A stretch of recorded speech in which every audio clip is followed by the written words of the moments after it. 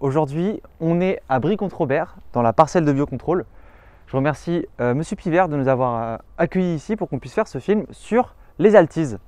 Les altises, c'est ce petit coléoptère noir qui fait un demi-centimètre et qui fait énormément de dégâts dans les rangs des crucifères. Les crucifères, c'est les choux, les navets, la moutarde.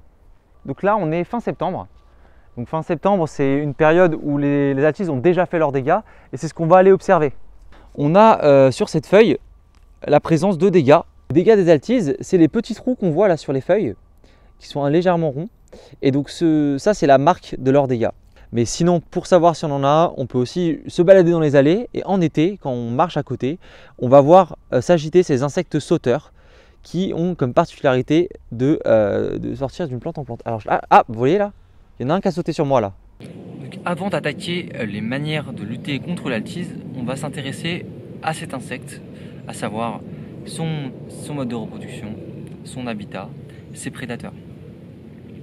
Donc, son habitat, les altises, elles aiment bien les sols qui sont très secs et qui sont assez croûtés. Et c'est là qu'elles vont adorer pondre.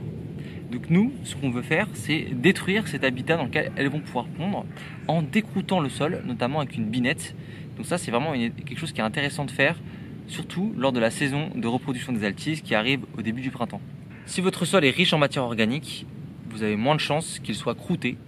Et ça va être intéressant pour éviter que les altises pondent à l'intérieur. Au niveau de la reproduction, une femelle altise est capable de pondre jusqu'à 100 à 200 œufs. Il faut 1 à 2 semaines pour que les œufs puissent éclore. Puis les larves qui vont sortir vont se nourrir des racines pendant 1 à 2 semaines. Et enfin, elles vont atteindre leur forme adulte, une douzaine de jours plus tard. Donc en 1 mois, on passe d'un œuf à une altise adulte, capable elle-même de repondre. Donc il faut agir rapidement. Alimentation. Donc elle se nourrit essentiellement des brassicacées. Donc au potager, vous avez les navets, vous avez les choux, vous avez la moutarde. Et en plantes sauvages, on a aussi la bourse à pasteur et la ravenelle, qui sont des plantes brassicacées qu'on trouve aussi dans le jardin, donc qui peuvent nous indiquer s'il y a des présences d'altise ou non. Donc quand on a une approche biocontrôle, on veut vraiment respecter ce grand triangle à l'envers, où on va agir progressivement avant d'attaquer avec le curatif, c'est-à-dire la méthode la plus directe.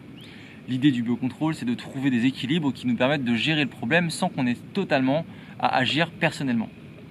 Et donc la première des choses, avant même d'accueillir des auxiliaires, c'est d'avoir une bonne santé des plantes. Et donc pour ça, il faut avant tout avoir un bon ensoleillement, un arrosage raisonné et adapté à sa culture, notamment sur des crucifères. Il faut un sol qui soit riche. Chez les crucifères, si le souci c'est l'altise, c'est aussi la chaleur. Et donc nous, si on veut positionner nos crucifères de manière à ce qu'ils ne soient pas attaqués par les altises, un peu d'ombrage sur certaines plantes, c'est pas mauvais pour pas qu'elles soient totalement en plein cagnard. Autre point, vu que les altises s'attaquent à la même famille de plantes, il est important de faire une rotation de culture pour pas qu'elles retrouvent tout de suite leur chemin. Et ça fait partie des bonnes pratiques pour avoir une bonne santé des plantes. Deuxième point, on va essayer d'attirer les auxiliaires, ceux qui vont manger les altises. Donc là, on a les carabes qui sont des petits insectes carapacés qui vivent dans les tas de bois. On a aussi des hyménoptères. Donc la réponse des auxiliaires, c'est une chose, mais généralement il faut aller un peu plus loin et on va se trouver cette fois-ci dans la dernière case de ce grand triangle inversé, enfin l'avant-dernière pardon, c'est le préventif. Qu'est-ce qu'on peut faire en préventif pour lutter contre les altises? Donc déjà on va choisir des variétés qui sont adaptées aux altises. Donc là je vous mets à l'écran un grand tableau qui recense toutes les variétés qui sont résistantes aux altises. Donc à vous de choisir ce qui vous plaît, vous faites pause, vous regardez. Autre point, généralement les altises vont attaquer au milieu de la saison, c'est-à-dire d'avril à août. Donc si vous voulez être décalé par rapport à leurs attaques, vous pouvez semer vos crucifères très tôt dans la saison, plutôt mars, ou plutôt très tard.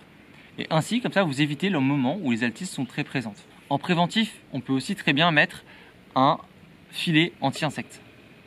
Le filet anti-insectes, il va empêcher tout le monde de passer. Et donc, les altises ne pourront pas manger vos crucifères. Attention, néanmoins, à ne pas le mettre tout de suite parce que peut-être qu'il y a des altises à l'intérieur. Et donc, pour les faire fuir, on utilise l'eau. On va vaporiser de l'eau bien glacée si possible, puis pailler. Et quand la culture est bien trempée et que les altises sont tous partis parce qu'il faisait trop froid pour elles, on peut mettre alors le filet anti-insectes. Rappelez-vous, les altises adorent la chaleur. Eh bien, on peut pailler sa culture. Attention aussi, à ce moment-là, l'autre fléau des crucifères, c'est les limaces. Donc si on paille alors qu'il n'y a pas besoin de plus que ça pailler parce que c'est déjà humide, on va créer un nid à limaces et là c'est un autre problème, c'est celui des limaces qu'on va avoir. On peut aussi arroser, asperger sa culture. Attention aussi, cette fois-ci, arroser bien le matin parce que si vous arrosez en plein milieu de la journée, vous allez avoir un effet loupe sur les feuilles et il va y avoir des brûlures. Donc voilà, l'arrosage le matin et le paillage s'il fait très très chaud pour éviter que les altises puissent pondre dans le sol croûté et qu'elles se développent. On peut aussi jouer sur l'olfactif. Les altises, elles aiment la même famille de brassicacées qui ont une odeur soufrée. Donc pour limiter cette odeur soufrée et pour éviter qu'elle soit reconnue, on va mettre des plantes qui sentent encore plus fort autour. Donc là c'est les aromatiques, la famille des lamiacées, la menthe par exemple, ça c'est très très fort, ça dégage des odeurs très fortes. Vous pouvez aussi mettre un purin, donc le purin de fougère qui va avoir une odeur particulière ou une décoction d'ail avec une odeur très puissante d'aliacée. Et donc comme ça, les ravageurs auront plus de mal à trouver vos plants. Alors comment savoir qu'on passe du préventif au curatif? Et bien là, c'est à ce moment-là qu'intervient le fameux bol jaune. Alors, un des trucs essentiels pour savoir quand est-ce que les altises sont présentes dans votre jardin, quand on va faire notre semis début mars, à ce moment-là, il est important de reconnaître les prédateurs qui sont présents dans notre sol. Et donc pour ça, il existe une astuce qu'on appelle l'astuce du bol jaune. Le jaune, c'est une couleur qui va attirer les insectes. Et donc l'idée, c'est de le remplir d'eau et avec laquelle on va mettre du savon pour pouvoir tuer les insectes qui vont s'y loger. Et ça va être comme ça un moyen d'observer la faune qui est présente dans notre jardin. Et donc comme ça, on va pouvoir identifier si effectivement on a une attaque d'altise et réagir au plus tôt, au plus vite. Donc, par rapport au traitement curatif qu'on vous propose contre l'altise, on peut épandre du pyrètre végétal sur ces plants. Le pyrètre végétal, vous le trouvez dans la tanésie notamment, qui est une plante que vous pouvez faire pousser. Le pyrètre végétal va agir sur le système nerveux des insectes et les détruire de cette manière. Donc attention, à nouveau, une utilisation qui peut être dangereuse et qui peut tuer aussi les pollinisateurs. Et donc le meilleur moment pour le faire, ça va être d'attendre qu'on ait pas trop de fleurs, parce que sinon on a des pollinisateurs et là on fait des dégâts collatéraux un peu plus importants. Et aussi attendre qu'il y ait le crépuscule qui soit passé pour qu'il y ait moins de vie et qu'il n'y ait que les insectes ciblés qui restent sur la plante haute qui puissent subir le traitement de pyrètre végétal. Quand on va épandre le pyrètre végétal sur les feuilles, on fait bien au-dessus et en dessous de la feuille, parce que c'est souvent là que les altises vont être logées. 2 applications espacées de quelques jours suffisent à avoir des résultats probants. Voici les ressources avec lesquelles nous avons fait cette vidéo. À bientôt chez Jardino.